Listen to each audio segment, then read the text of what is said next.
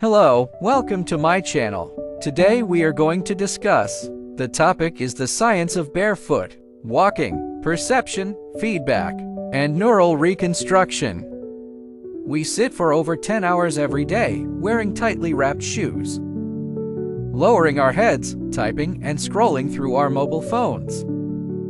The body's sensory system is like being locked in a black box. The feet, perhaps, are the part of us that is most overlooked. But it is actually the starting point of the entire human body. Today, let it return to the center stage.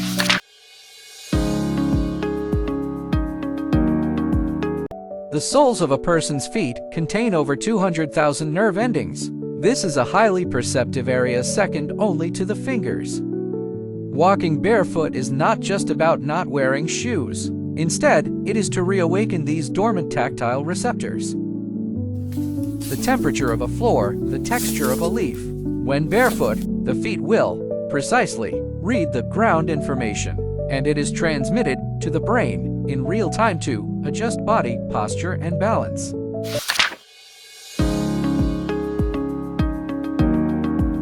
When putting on shoes, we are accustomed to landing heavily on our heels and have a slow response. As a result, the knees compensate and the lumbar vertebrae exert force.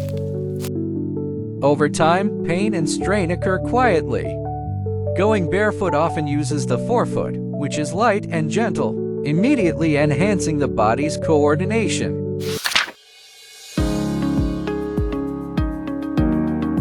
In 2016, researchers Ana da Silva Azevedo from the Biomechanics Laboratory of the School of Physical Education and Exercise at the University of Sao Paulo in Brazil and others published the paper which title is 16 Weeks of Progressive Barefoot Running Training Changes Impact, Force, and Muscle Activation in Habitual Shod Runners.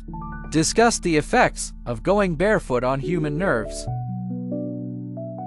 The experimental method of the article was to have 15 runners aged between 18 and 40 who wore regular running shoes divided into two groups. One group underwent barefoot running training, while the other continued to run in regular running shoes for 16 weeks. Then, the muscle activation patterns, landing impact forces, and gait data during running of each participant were measured using equipment.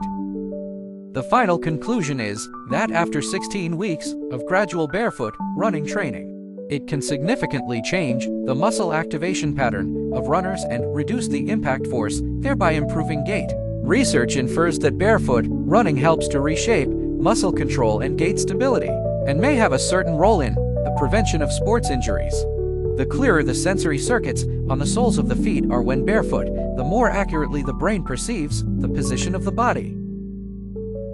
Posture problems caused by wearing ordinary shoes may also be gradually reversed.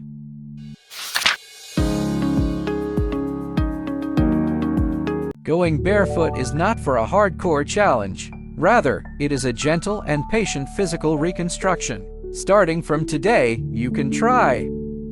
Walk slowly on the grass, wooden floor, or cobblestone and feel the texture of the ground. Or stand barefoot at home for 5 minutes to awaken the sense of touch on the soles of your feet. Extend the barefoot time a little bit every day to allow the body to gradually adapt to the natural landing.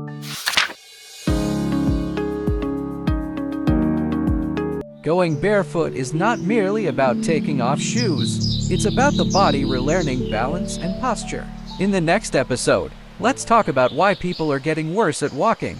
Don't forget to subscribe.